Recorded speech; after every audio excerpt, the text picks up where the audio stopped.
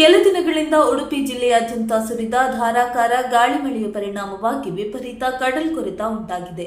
ಕಾಪು ವಿಧಾನಸಭಾ ಕ್ಷೇತ್ರದ ಪಡುಬಿದ್ರಿ ಗ್ರಾಮ ಪಂಚಾಯತ್ ವ್ಯಾಪ್ತಿಯ ನಡಿಪಟ್ಲ ಭಾಗದಲ್ಲಿ ಕಡಲ್ಕೊರೆತ ಉಂಟಾಗಿದ್ದು, ಶಾಸಕ ಗುರ್ಮೆ ಸುರೇಶ್ ಶೆಟ್ಟಿ ಇಲಾಖಾಧಿಕಾರಿಗಳೊಂದಿಗೆ ಕಡಲ್ಕೊರೆತ ಪೀಡಿತ ಪ್ರದೇಶಗಳಿಗೆ ಭೇಟಿ ನೀಡಿ ಪರಿಶೀಲನೆ ನಡೆಸಿದರು.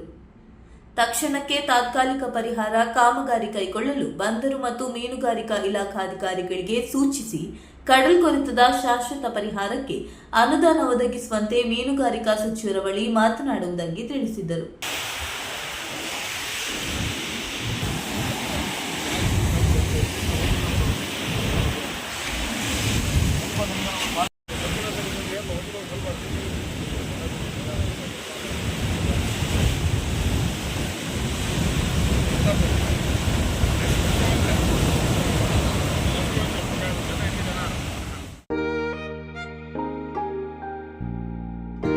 ಹಾಯ್ ಅಮ್ಮ.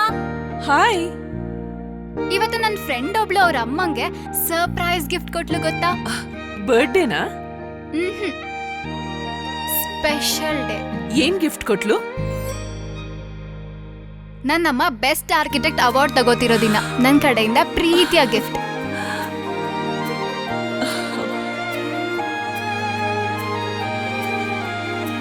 ಉಳಿಯಾ ಜುವೆಲ್ಸ್, ಸೌಂದರ್ಯಕ್ಕೆ ಸಾಂಪ್ರದಾಯಿಕ ಕೊಡುಗೆ. ನಿಖರ ಸುದ್ದಿ, ಸದಭಿರುಚಿಯ ಕಾರ್ಯಕ್ರಮ. ನೀವು ನೋಡ್ತಾ ಇದ್ದೀರಾ ಕಹಳೆ ನ್ಯೂಸ್, ಸಮಾಜದ ಜಾಗೃತಿಗಾಗಿ ವಸ್ತುನಿಷ್ಠ ವರದಿ.